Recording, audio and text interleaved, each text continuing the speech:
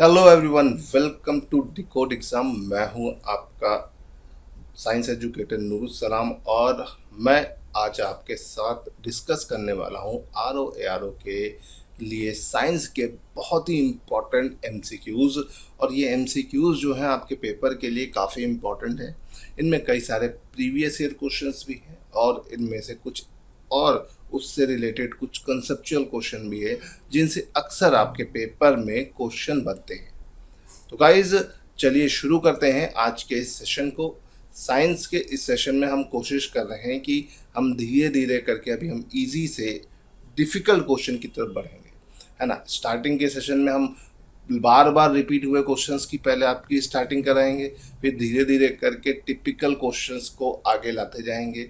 हर test में, हर mock paper में हम कोशिश करेंगे कुछ टिपिकल क्वेश्चन भी डालें और आसान क्वेश्चन ज़्यादा होंगे, लेकिन जैसे जैसे हम आगे बढ़ते जाएंगे इसमें डिफ़िकल्टी लेवल बढ़ता जाएगा। तो चलिए इस सीरीज़ को हम आज शुरू करते हैं और इस सीरीज़ में आज का साइंस का जो पहला क्वेश्चन है, देखिए आपके सामने यहाँ पर दिया हुआ है सूची 1 और सूची 2, दो लिस्ट दी हुई है और इनको मैच करना है। फिजिक्स का क्वेश्चन है, अक्सर इस तरह के क्वेश्चन रिपीट होते हैं, है ना। एक तरफ आपको दी गई भौतिक राशियां और दूसरी तरफ दी गई इकाइयां, मतलब उसका मात्रक, यूनिट। ठीक है, physical quantity and their unit. तो यहाँ पर दिया हुआ है पहले नंबर पे त्वरण। त्वरण को हम इंग्लिश में एक्सेलरेशन बोलते हैं और इसका जो मात्रक होता है वो होता है मीटर पर सेकेंड स्क्वायर। बल, बल को इंग्लिश में क्या बोलते हैं? बल को हम बोलते हैं फोर्स। और इसका जो मात्रक या यूनिट होती है वो होती है न्यूटन। कार मतलब वर्क होता है, वर्क डन, कृतकार। और इसका जो मात्रक होता है वो होता है जूल। और आवेग, आवेग को हम बोलते हैं इम्पल्स। और इम्पल्स का जो मात्रक होता है वो न्यूटन सेकेंड होता है। तो इस तरह से अगर हम इसको मैच करने की कोशिश करते हैं तो ए का फोर तो बस भैया एक ही में ही है, तो यहाँ से आप सीधे से फिगर आउट कर सकते हो, है ना। ए का 4, बी का 3, ठीक है, और सी का 1 और डी का 2। तो यहाँ पर सही जवाब हो जाएगा D. D is the right answer of this question. चलिए अब यहाँ से आगे बढ़ते हैं। आप मेरे साथ साथ जवाब भी दे सकते हो, ठीक है। जैसे आपको वीडियो पे क्वेश्चन आपकी स्क्रीन पर दिखे, आप वीडियो को पॉज कर दीजिए और पॉज करने के बाद अपना आंसर दीजिए और फिर आंसर मैच करिए, ठीक है। चलिए और हम आते हैं दूसरे क्वेश्चन पे। दूसरा क्वेश्चन है लोलक। लोलक मतलब पेंडुलम। व्हाट इज लोलक? पेंडुलम। पेंडुलम, ठीक है। पेंडुलम का जो टाइम पीरियड है वो किस पर डिपेंड करता है, ये पूछ रहा है। लोलक की कालावधि किस पर निर्भर करती है? तो जो लोलक होता है, लोलक मतलब जो हमारा पेंडुलम होता है, मैंने फिजिक्स की सीरीज में जो बताया था आपको कि पेंडुलम जो होता है वो जब उसको हम उसकी साम अवस्था से घुमाकर गति करने के लिए छोड़ देते हैं तो वो एक सरल आवर्त गति करता है। उसके दौरान उसका आवर्त काल का जो फॉर्मूला होता है T is equal to under root 2 pi under root L upon g होता है। एल क्या होता है? लोलक की लंबाई, ठीक है। और जी तो जी होता है, तो ये तो फिक्स होता है हर जगह। तो यहाँ पर देखो, यहाँ पर लिखा हुआ है लोलक की कालावधि द्रव्यमान पर निर्भर करती है। बिल्कुल नहीं, फार्मूले पे तो लंबाई है, ये तो गलत है। हाँ, लंबाई पे करती है तो ये वाला आपका एकदम सही हो गया। टाइम पर निर्भर करती है, तापक्रम पर निर्भर करती है, ये दोनों बिल्कुल गलत है। फॉर्मूला आपके सामने लिखा है, इस फॉर्मूले को यूज करके आप अपना आंसर सिंपल तरीके से बता सकते हो। चलो क्वेश्चन नंबर 3 की तरफ चलते हैं। क्वेश्चन नंबर 3, किसी पिंड व वस्तु का भार, ठीक है, किसी पिंड या वस्तु का भार, भार मतलब वेट, वेट मतलब W, W is equal to m g जो होता है वो किस क्या होता है? पृथ्वी पर सब जगह समान होता है, ध्रुवों पर सर्वाधिक होता है, विषुवत रेखा पर अधिक होता है, मैदानों की अपेक्षा पहाड़ों पर अधिक होता है। तो भाई देखो, पहली चीज तो भार। भार किस पे डिपेंड करता है? भार दो चीजों पर डिपेंड करता है। भार जो होता है दो चीजों का गुणन होता है, द्रव्यमान गुणे गुरुत्वीय त्वरण, है ना। मास मल्टीप्लाई बाय ग्रेविटेशनल एक्सिलरेशन, है ना। अब मास या द्रव्यमान जो होता है ये एक ऐसी वस्तु होती है जो पूरे ब्रह्मांड में नियत होती है, बदल ही नहीं सकती भाई। है ना। आप कहीं भी चले जाइए पूरे ब्रह्मांड में, कहीं पर भी, चांद पर चले जाओ, मंगल पे चले जाओ, पृथ्वी पर किसी भी ग्रह पे चले जाओ, तुम्हारा द्रव्यमान एक ही रहेगा, है ना। लेकिन भार बदल सकता है क्योंकि जी के ऊपर डिपेंड करता है। तो हमारे पृथ्वी पर जो जी का मान होता है वो हर जगह समान नहीं होता है। मैंने आपको कई बार बताया भी है और प्रीवियस लेक्चर्स में बताया है कि भाई देखिए, पोल से इक्वेटर तक जाने पर जी का मान घटता है। तो जी का मान सबसे ज़्यादा कहाँ पर होता है? पोल्स पर।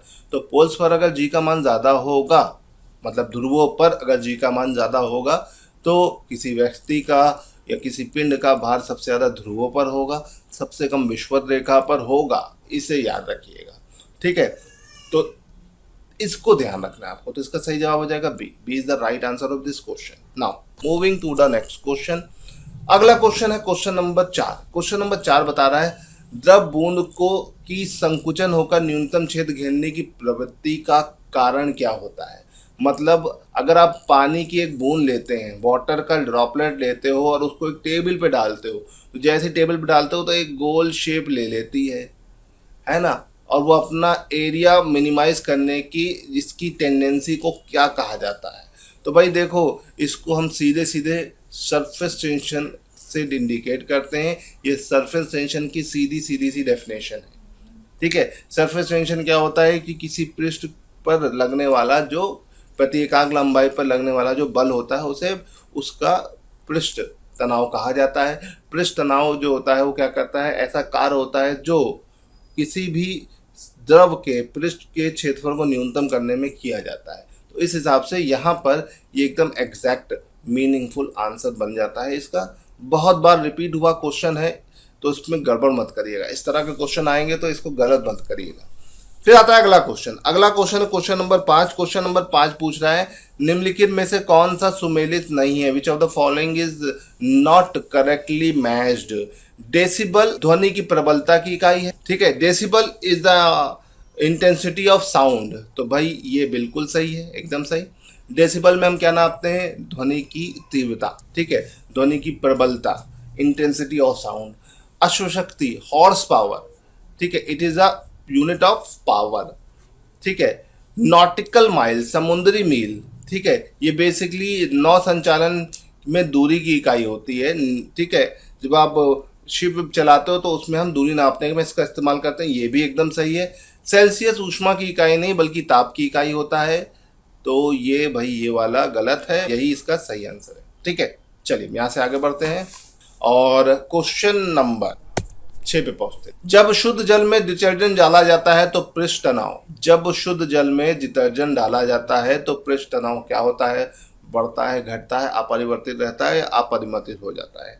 तो याद रखिएगा कि जब भी हम शुद्ध जल में डिटर्जेंट डालते हैं तो पृष्ठ तनाव घट जाता है, ये याद रखिएगा, ठीक है। और इसी वजह से कपड़े साफ हो जाते हैं, ठीक है। इसीलिए डिटर्जेंट का इस्तेमाल होता है क्योंकि वो आपके डस्ट पार्टिकल और कपड़े के बीच का जो सरफेस टेंशन होता है उसे मिनिमाइज कर देता है।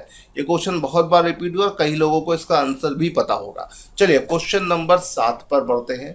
दाब बढ़ने पर बर्फ का गलनांक बढ़ता है कि घटता है ना। तो दाब बढ़ने पर बर्फ का गलनांक, अगर दाब बढ़ाएंगे तो बर्फ का गलनांक क्या होगा? घटेगा, ठीक है। ये चीज़ याद रखिएगा कि दाब बढ़ने पर उन वस्तुओं का गलनांक घटता है जिनको गर्म करने पर आयतन घटेगा, जिनका आयतन या वॉल्यूम गर्म करने पर क्या होगा? घटेगा। और उनका गलनांक बढ़ता है जिनका आयतन गर्म करने पर क्या होता है? बढ़ता है, ठीक है। तो बर्फ जो होता है, बर्फ को जब गर्म करोगे तो उसका आयतन क्या हो जाएगा? कम हो जाएगा। तो जब भी आप बर्फ को गर्म करते हैं तो उसे गर्म करने पर उसका गलनांक हमेशा घट जाता है। इसीलिए हमेशा आप बड़े बड़े हिमखंड देखोगे तो हमेशा देखोगे कि वो नीचे से पिघलते हैं कि ऊपर से पिघलते हैं। तो याद रखिएगा, नीचे प्रेशर ज़्यादा लगता है तो नीचे से टूटते हैं, ठीक है। इसी वजह से ये इसका सही जवाब है। इसका सही जवाब क्या है? दाब बढ़ने पर बर्फ का गलनांक क्या होता है? घट जाता है। चलो यहाँ से आगे बढ़ते हैं। Question number 8।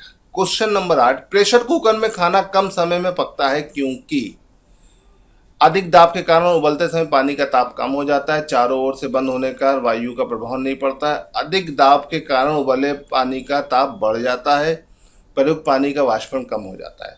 तो देखिए यहाँ पर जो इसका सही जवाब है वो है सी। अधिक दाब के कारण उबलते पानी का ताप बढ़ जाता है, और ताप बढ़ जाता है जिसकी वजह से क्या होता है, ज़्यादा हीट मिल जाती है और खाना जल्दी पक जाता है। तो प्रेशर कुकर में खाना जल्दी पकने का कारण ये होता है। कई बार आया है और बहुत कंफ्यूजिंग होता है, आप इसमें परेशान हो जाते हो। ठीक है, प्रेशर कुकर हाई प्रेशर पे खाना पकाने के लिए इस्तेमाल। यहाँ से आगे बढ़ते हैं और अगले क्वेश्चन की तरफ चलते हैं। थर्मोस्टेट। थर्मोस्टेट क्या होता है? थर्मोस्टेट वह यंत्र होता है जो क्या करता है, थर्मोस्टेट जो होता है आमतौर पर फ्रिज वगैरह या एसी वगैरह में यूज़ होता है, और वो क्या करता है, वो किसी निकाय के तापमान को स्वनियंत्रित करता है। ठीक है, टेम्परेचर को मेंटेन करने का काम होता है थर्मोस्टेट का। थर्मोस्टेट एक ऐसा इंस्ट्रूमेंट होता है जो किसी भी सिस्टम में क्या करता है, ये एक तरह से टेम्परेचर को मेंटेन करता है। एक आर्टिफिशियल इंटेलिजेंस बेस एक इंस्ट्रूमेंट होता है। ठीक है, थर्मोस्टेट। ठीक, चलो यहाँ से आगे बढ़ते हैं। क्वेश्चन नंबर 10 अच्छा क्वेश्चन है, बहुत ज़बरदस्त क्वेश्चन है और कंसेप्चुअल क्वेश्चन है। केल्विन पैमाने पर किस बिंदु पर जल उबलता है? ठीक है, तो आपको पता है कि 0 डिग्री सेल्सियस पर जल जम जाता है और 100 डिग्री सेल्सियस पर पानी उबलता है ना। At 100 degree Celsius water boil, है ना। बट अगर हम इसे केल्विन में चेंज करें तो 273 जोड़ देंगे तो 373, तो 373 केल्विन वो टेम्परेचर है जिसमें पानी उबलेगा। तो ये सही जवाब है, इसको याद रखिएगा। ठीक है, कन्वर्जन बेस्ड क्वेश्चन है, थोड़ा सा कंसेप्ट है, थोड़ा सा लैंग्वेज है। इस तरह के क्वेश्चन अक्सर पेपर में बन जाते हैं। स्टेटोस्कोप। स्टेटोस्कोप मतलब डॉक्टर जो कान में लगाकर जिससे आपकी हार्ट बीट को चेक करता है, चेस्ट और अलग अलग बॉडी के हिस्सों पर की जांच करता है, उसे स्टेटोस्कोप कहते हैं। और ये किस सिद्धांत पर काम करता है? Stethoscope is based on which principle? ठीक है, धारा का ध्वनि में रूपांतरण, ये तो बिल्कुल गलत है। ध्वनि में धारा में रूपांतरण, ये बिल्कुल गलत। ध्वनि का परावर्तन, प्रकाश का परावर्तन। तो भाई देखो सीधी सी बात है, ये साउंड के रिफ्लेक्शन पर, ठीक है, रिफ्लेक्शन ऑफ साउंड पर काम करता है। ठीक है, और लाइट के रिफ्लेक्शन पे काम नहीं करता। लाइट के रिफ्लेक्शन तो और बहुत सारी चीज़ें काम करती है, लेकिन हमारा स्टेटोस्कोप बेसिकली सुनने में काम आता है, तो ये रिफ्लेक्शन ऑफ साउंड या ध्वनि के परावर्तन पर काम करता है। Now moving to the next question, question number 12 number का जो क्वेश्चन है, ध्वनि की तीव्रता डेसिबल में वह अधिकतम सीमा है जिसके पर व्यक्ति सुन नहीं सकता। ठीक है, तो वो कौन सी सीमा है? तो बेसिकली होता क्या है, 80 डेसिबल के करीब जो होता है, 80 डेसिबल ध्वनि प्रदूषण का एक मार्किंग पॉइंट है। इसके ऊपर की जो भी ध्वनियाँ होती हैं आप सुन नहीं सकते, है ना। ठीक है, तो वो अधिकतम सीमा जिसके ऊपर व्यक्ति सुन नहीं सकता वो कितना होता है? 80 डेसिबल जैसे ऊपर होता है, उसके ऊपर जो भी कुछ होता है वो नॉइज़ पोल्यूशन में काउंट हो जाता है। किस में हो जाता है? नॉइज़ पोल्यूशन में या ध्वनि प्रदूषण में काउंट हो जाता है, जिसकी वजह से ध्वनि प्रदूषण की सीमा 80 डेसिबल होती है, या इसके ऊपर आपको जो मिल जाए 85, ये भी सही है। ठीक है, सबसे नियर अबाउट 85 मिल लिए, तो इसका सही जवाब है 85। ठीक है, बहुत अगर आप देखिए स्टेट लेवल के पेपर में 85 ही होता है, लेकिन अगर आप सेंट्रल लेवल के पेपर में जाएंगे तो इसको 100 दे दिया जाएगा। तो आप अपने हिसाब से देखिए, आप स्टेट की तैयारी करो तो 85 80 एकदम correct answer. Now moving to the next question, question number 13, दृष्टि पटल मतलब रेटिना। रेटिना पर जो हमारा इमेज बनता है, हमारी आंखों पर इमेज कहाँ बनती है? रेटिना पर। और रेटिना पर हमेशा इमेज कैसी होती है? हमेशा इमेज वस्तु से छोटी और उल्टी होती है। ठीक है, इसे याद रखिएगा। क्लियर है? तो हमेशा हमारे रेटिना पर जो भी इमेज बनती है वस्तु से थोड़ी सी छोटी होती है और उल्टी बनती है। ठीक, एक सही जवाब है। और जब इमेज रेटिना पे नहीं बनती है बल्कि रेटिना से पहले बनती है तो इसको बोलते हैं निकट दृष्टि दोष। क्या बोलते हैं? निकट दृष्टि दोष। इसमें कहाँ की चीज़ें नहीं दिखती? दूर की चीज़ें नहीं दिखती। और इसमें हम क्या यूज़ करते हैं? अवतल लेंस। ठीक है, चलो यहाँ से आगे बढ़ते हैं और अगला question, question number 14, question number 14 है, क्या मुख्य कारण जिस है कि एक आंख की अपेक्षा दोनों आंख का होना ज़्यादा अच्छा माना था, उपयुक्त माना जाता है? ठीक है, एक आंख की तुलना में दो आंखों से देखना ज़्यादा अच्छा क्यों माना जाता है? दोनों आंखों के कारण रंग आसानी से पहचान सकते हैं। बिल्कुल गलत है भाई। दोनों आंखों के कारण हम अंधेरे में हल्के प्रकाश को आसानी से देख सकते हैं। भाई ये एक आंख से हो सकता है। इसके कारण मोज़ेक विजन द्वारा मनुष्य देख सकता है। ये देखो फंसाने वाला ऑप्शन है, लेकिन ये नहीं है। इसके अंदर दूरी और गहराई का एहसास होता है। हमें दो आंख से देखने पर दो चीज़ों में तुलना करने में उनकी गहराई और उनकी दूरी का एग्जैक्ट एहसास होता है। तो एक आंख की तुलना में दो आंख से देखने में हमें 3D या किसी चीज़ की गहराई और दूरी का ज़्यादा अच्छा एहसास होता है। इसकी वजह से ये ज़्यादा उपयुक्त माना जाता है। ठीक है, चलिए यहाँ से आगे बढ़ते हैं और अगले क्वेश्चन की तरफ। क्वेश्चन नंबर 15 है, क्षितिज के समीप सूर्य एवं चंद्रमा के दीर्घवृत्ताकार दिखाई देने के क्या कारण है। ठीक है, क्षितिज के समीप सूर्य और चंद्रमा का दीर्घवृत्ताकार मतलब ओवल शेप में या अंडाकार दिखाई देने का क्या कारण होता है। क्षितिज के टाइम ऐसा क्यों होता है? तो उसकी वजह ऑप्शन दे रखा है अपवर्तन। अपवर्तन मतलब रिफ्रैक्शन। ठीक है, लाइट इल्यूजन। ठीक है, व्यतिकरण इंटरफेरेंस, उनकी वास्तविक आकृति ऐसी होती है। ठीक है, तो भाई इसका सही जवाब है अपवर्तन कारण, due to reflection. Due to reflection ऐसा हमें दिखाई देता है, वो उसका शेप थोड़ा सा हमें डिसऑर्टेड मिलता है। ठीक है, चलो यहाँ से आगे बढ़ते हैं। क्वेश्चन नंबर 16 है केमिस्ट्री का क्वेश्चन, जो कई बार पेपर में आ चुका है। इधर दिया हुआ है एसिड, इधर दिया हुआ है स्रोत, है ना। फॉर्मिक एसिड चींटियों से मिलता है, सिट्रिक एसिड नींबू से मिलता है, टार्ट्रिक एसिड इमली से मिलता है। तो इसका सही जवाब है 3, 1, 2। तो इसका सही जवाब है 3, 1, 2। ये सही जवाब है, कई बार पूछा गया है। ठीक, ये क्वेश्चन तो कई बार इतनी बार रिपीट हो चुका है कि बच्चे को रटा हुआ है, लेकिन फिर भी क्योंकि इंपॉर्टेंट है इसलिए मैंने इसको लेके आया हूँ। भोपाल गैस त्रासदी किस गैस के कारण हुई थी? ठीक है, 1985 में, ठीक है, भोपाल का गैस का कांड हुआ था और ये मिथाइल आइसोसाइनाइड की वजह से हुआ था। यूनियन कार्बाइड नाम की फैक्ट्री से मिथाइल आइसोसाइनाइड नाम का पेस्टिसाइड बनाने की कंपनी थी, तो वहाँ से ये गैस लीक कर गई थी, जिससे हजारों की लाखों की तुलना में लोग इससे प्रभावित हुए थे और लोगों की मौतें भी हुई थी। तो ये भोपाल गैस त्रासदी या भोपाल ट्रेजिडी के नाम से मशहूर है, इसे याद रखिएगा। जेम्स एडरसन इसके मेन जो थे एक्यूज थे, उनकी डेथ भी हो चुकी है, लेकिन फिलहाल केस चलता रहा है काफ़ी लंबे टाइम तक और अभी भी इंसाफ नहीं मिला है। चलो यहाँ से आगे बढ़ते हैं। क्वेश्चन नंबर 18 लिस्ट 1 लिस्ट 2, सूची 1 सूची 2। अब आपको क्या करना है? अब आपको इसको मैच करना है। मैच करने का अचार, खट्टा दूध, सेब, शीतल पेय, सोडा वाटर। ठीक है, अचार में कौन सा एसिड होता है, खट्टे दूध में कौन सा, सेब में। अब देखो, अगर आप अच्छे से करोगे तो देखो, खट्टा दूध आपको पता है उसमें क्या होता है, लैक्टिक एसिड।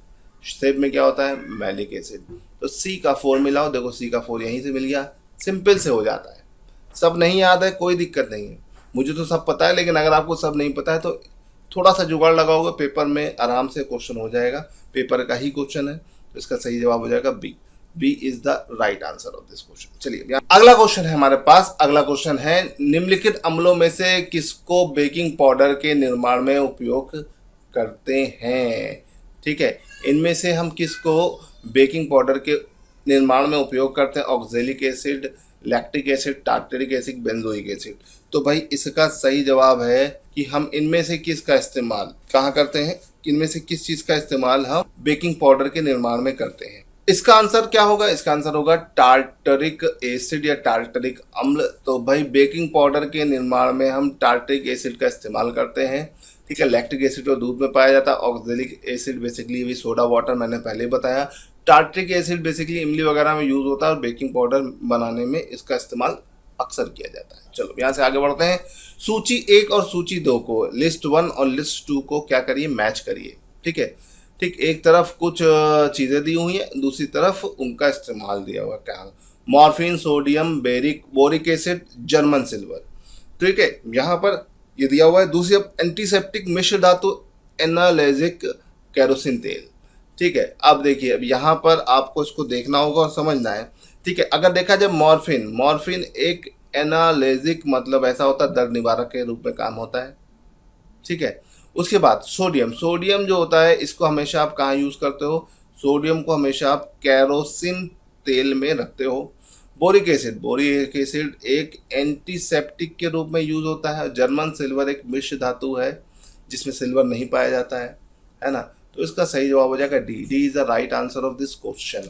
ठीक है, चलिए यहाँ से आगे बढ़ते हैं और अगले क्वेश्चन की तरफ चलते हैं। अगला क्वेश्चन है एक बायोगैस संयंत्र में निम्नलिखित में से कौन सी प्रक्रिया होती है? ठीक है, जो हमारा बायोगैस के फॉर्मेशन में, ठीक है, बायोगैस का मेन कंपोनेंट होता है मीथेन, मैं आपको पहले ही बता चुका हूँ CH4। लेकिन बायोगैस के निर्माण में इनमें से कौन सी प्रक्रिया होती है? किण्वन मतलब फर्मेंटेशन, अपचयन मतलब रिडक्शन, हाइड्रोजनाइजेशन या पॉलीमराइजेशन, है ना। तो इससे सही जवाब क्या है? ठीक है, जब हम बायोगैस का फॉर्मेशन करते हैं तो वहां पे फर्मेंटेशन या किण्वन होता है। जो पुराने या कूड़ा करकट होता है उसे सड़ा गला कर ही ये गैस बनती है, और जब भी किसी भी चीज़ को सड़ाया गलाया जाता है तो वो प्रोसेस कहलाती fermentation. And the word fermentation is given by होम? Louis Pasteur. इसे याद रखिएगा, लुइस पास्चर ने सबसे पहले इसको डिफाइन किया था। फर्मेंटेशन एक प्री डिफाइंड प्रोसेस होती है। लुइस पास्चर का नाम इसमें बहुत आता है, इसे पूछा जाता है, इसे याद रखिएगा। चलिए क्वेश्चन नंबर 21 से पहुंचते हैं 22 में। चलिए अब आते हैं अगले क्वेश्चन की तरफ। अगला क्वेश्चन है विश्व का सबसे महंगा पदार्थ है। ठीक है, विश्व का सबसे महंगा पदार्थ कौन सा? बड़ा अच्छा क्वेश्चन है और कई बार आप इसमें कंफ्यूज होते हो कि सही आंसर क्या है। ठीक है, एंड एड्रोहेडल फुलरीन, कैलिफोर्नियम 252, ट्रिटियम या रोडियम। तो जब आप इसे गूगल वगैरह करोगे तो आपको रोडियम मिलेगा। ठीक है, ठीक है, क्योंकि ज़्यादातर सबसे महंगा जो आसानी से बनाया गया पदार्थ है वो रोडियम है, बहुत ज़्यादा चल रहा है। लेकिन अभी जो अगर टेक्निकली देखा जाए तो एड्रोहेडल फुलरीन जो होता है ये हीरे के जैसा होता है, लेकिन हीरे से नहीं बल्कि कार्बन और नाइट्रोजन को मिलाकर बनाया जाता है। दुनिया का सबसे महंगा पदार्थ इस वक्त यही चल रहा है। ठीक है, और ये अभी रिसेंटली बना हुआ है, ज़्यादा यूज़ नहीं होता है। इसका इस्तेमाल बहुत ही महंगी चीज़ों को बनाने में किया जाता है, GPS और रियल टाइम, या बोल सकते हैं कि आपका जो ऐसी घड़ियाँ होती हैं जो कि बोल सकते हैं कि रियल टाइम में चलती हैं, इनको बनाने में इसका इस्तेमाल होता है। तो ये साइंटिफिक यूज़ में बहुत ज़्यादा यूज़ होता है। और वैसे तो रोडियम सबसे महंगा पदार्थ है, लेकिन इससे महंगा क्या है? एड्रोहेडल फुलरीन। ठीक है, कार्बन और नाइट्रोजन का मॉलिक्यूल्स का कॉम्बिनेशन होता है ये, इसे याद रखिएगा। चलिए यहाँ से आगे बढ़ते हैं। क्वेश्चन नंबर 23, निम्नलिखित लौ आयस्क में से बेलाडीना किसका खनन होता है? ठीक है, तो बेलाडीना जो होता है ये किसका ओर होता है? आयस्क मतलब क्या होता है? ओर, है ना। तो इसमें हेमाटाइट, सिडराइट, लिमोनाइट, मैग्नेटाइट। तो इसमें अगर देखा जाए बेलाडीना में किसका खनन होता है, तो बेलाडीना में हेमेटाइट ओर का क्या होता है? निकाला जाता है। बेलाडीना एक जगह है, यहाँ पर हेमेटाइट निकाला जाता है ज़्यादा। ठीक है, चलिए, और ज़रा मुझे कमेंट सेक्शन में बताना है आप लोग कि ये बेलाडीना है कहाँ पर। ठीक है, चलो यहाँ से आगे बढ़ते हैं। निम्नलिखित में से कौन सा जोड़ा तांबे की मिश्र धातु का है? ठीक है, तांबा के मिश्र धातु का है, तांबे की मिश्र धातु, तांबे मतलब कॉपर। ठीक है, तो कॉपर का जो कॉम्बिनेशन होता है, देखो कॉपर का बहुत इंपॉर्टेंट है कि भाई कॉपर में ये इन दोनों में कॉपर पाया जाता है। ठीक है, एक आपका होता है ब्रॉन्ज और एक होता है ब्रास। ब्रास मतलब कांसा, ब्रॉन्ज मतलब पीतल, दोनों में कॉपर पाया जाता है। ठीक है, ब्रॉन्ज में कॉपर के साथ क्या होता है? कॉपर के साथ होता है आपका टिन, और ब्रास में कॉपर के साथ क्या होता है? जिंक। बहुत इंपॉर्टेंट है, देखो याद रखना, पीतल और कांसा दोनों में कॉपर पाया जाता है, लेकिन इसके अलावा इसमें क्या पाया जाता है? टिन और जिंक, है ना। तो यार देखो ब्रॉन्ज, ब्रॉन्ज में Z आ गया है तो यहाँ पर जिंक नहीं आएगा बल्कि टिन आएगा। और ब्रास में S आ गया है, S मतलब टिन का सिंबल होता है, तो यहाँ पर टिन नहीं बल्कि जिंक पाया जाएगा। आसान तरीके से मैंने आपको बताया है, अगर थोड़ा सा भी इसको ध्यान रखोगे तो कभी भी कंफ्यूज नहीं होगे। इस तरह के क्वेश्चन अक्सर बनते भी। चलिए यहाँ से आगे बढ़ते हैं। क्वेश्चन नंबर 25, गैस वेल्डिंग में समानता प्रयुक्त ईंधन कौन सा होता है? गैस वेल्डिंग में हम किस तरह के ईंधन, ईंधन मतलब फ्यूल का इस्तेमाल करते हैं? तो भाई इसका सही जवाब क्या है? इसका सही जवाब है एसिटिलीन। एसिटिलीन गैस को हम गैस वेल्डिंग में इस्तेमाल करते हैं, कई बार यूज हुआ है, इसे याद रखिएगा। आया हुआ क्वेश्चन है। आगे बढ़ते हैं। मच्छर भगाने वाली दवाओं में सक्रिय रसायन कौन सा होता है?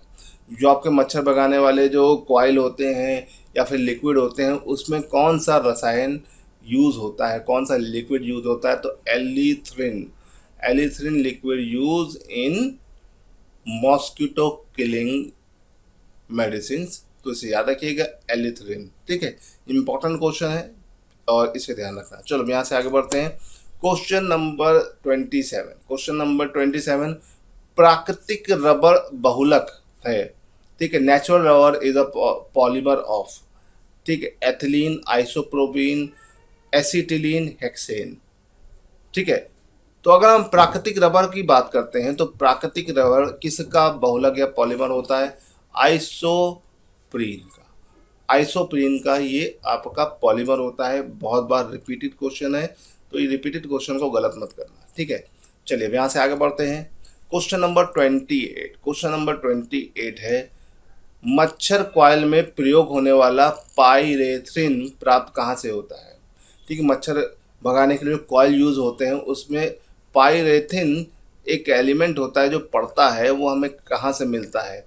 एक बीजीय पौधे से, कीट से मतलब इंसेक्ट से, जीवाणु से मतलब बैक्टीरिया से, कहो मतलब फंगाई से। तो इसका सही जवाब है एक बीजीय पौधे से। ये हमें पौधे से प्राप्त होता है और पौधे से प्राप्त होने के बाद हम इसका इस्तेमाल करते हैं कॉइल बनाने में। ठीक है, चलिए यहाँ से आगे बढ़ते हैं। Question number 29। अच्छा क्वेश्चन है और बड़ा यूजफुल क्वेश्चन है, डेली लाइफ में यूज होता है। उन शराब त्रासदियों में जिनमें परिणाम स्वरूप अंधता मतलब ब्लाइंडनेस होती है, उसमें कौन सा हानिकारक पदार्थ होता है? मतलब सिंपल सा, वो शराब जो आपके लिए हानिकारक होती है या जहरीली शराब। ठीक है, पॉइजनस जो आपका लिकोर होता है, ethyl alcohol, amyl alcohol, benzyl alcohol, methyl alcohol. तो देखो, आप नॉर्मली ये जो सेवन करते हो, अल्कोहल का जो सेवन करते हो वो एथिल अल्कोहल होता है, इसे याद रखिएगा। और मेथिल अल्कोहल जो CH3OH होता है, ये अगर पीते हो तो अंधेपन की बीमारी हो जाएगी, है ना। अक्सर नर्वस सिस्टम डिसऑर्डर होता है। अक्सर आप सुनते हैं नकली दवा पीने से इतने लोग मर गए, उतने लोग मर गए या इतने लोग अंधे हो गए, तो वो होती मेथिल अल्कोहल। ये बहुत ज़्यादा पॉइजनस होती है और ये बहुत नुकसान करती है, इसे याद रखिएगा। ठीक है, तो इसको अगर ध्यान रखोगे तो काफ़ी सारी चीज़ें आपको समझ में आ जाएंगी। एथिल अल्कोहल वो अल्कोहल होती है जो आप रेगुलरली यूज़ करते हो, है ना। वैसे तो alcohol is injurious to health, तो इसे याद रखिएगा। चलिए यहाँ से आगे बढ़ते हैं। क्वेश्चन नंबर 30 बहुत इंपॉर्टेंट क्वेश्चन है और मेरे हिसाब से तो बहुत बार रिपीट हुआ क्वेश्चन है। ठीक है, और ट्रिकी क्वेश्चन में से एक है। ठीक, निम्नलिखित में से किस उत्प्रेरक का उपयोग वनस्पति तेलों के हाइड्रोजनीकरण के लिए किया जाता है? विच कैटलिस्ट, उत्प्रेरक का मतलब होता है catalyst, is use for making hydrogenation of vegetable oils. वनस्पति तेल का मतलब क्या होता है? Vegetable oil. वेजिटेबल ऑयल के हाइड्रोनाइजेशन हम किसका कैटलिस्ट का यूज करते हैं? जिंक के, चूरन का, निकिल का, प्लेटिनम का, तांबे का। तो the correct answer of this question is nickel. Nickel is the right answer of this question. तो गाइज ये हो गए हमारे टॉप 30 आज का मॉक। और कैसा लगा? बढ़िया लगा तो लाइक और शेयर करते जाओ और ज़्यादा से ज़्यादा लोगों तक पहुंचा दो। और अगला मॉक इससे बेहतर होगा और टिपिकल क्वेश्चन और डिफिकल्टी लेवल धीरे धीरे जैसे जैसे मॉक बढ़ेगा उसमें हम बढ़ाते जाएंगे। पहले हम उन क्वेश्चन को टारगेट कर रहे हैं जो बहुत इंपॉर्टेंट है, इजी और बार बार आए हुए हैं, फिर धीरे धीरे करके हम इसका स्टैंडर्ड बढ़ाएंगे। तो अगर आपको यह हमारा प्रयास अच्छा लगा हो तो इसे लाइक और शेयर ज़रूर करिएगा और ज़्यादा से ज़्यादा दोस्तों तक पहुंचा दीजिएगा और ज़्यादा से ज़्यादा एस्पिरेंट्स तक पहुंचा दीजिएगा ताकि हम जो कोशिश कर रहे हैं वो ज़्यादा लोगों तक पहुंच जाए। ठीक है गाइस, चलिए आज के लिए इतना रहने देते हैं। तब तक के लिए bye bye, thank you so much.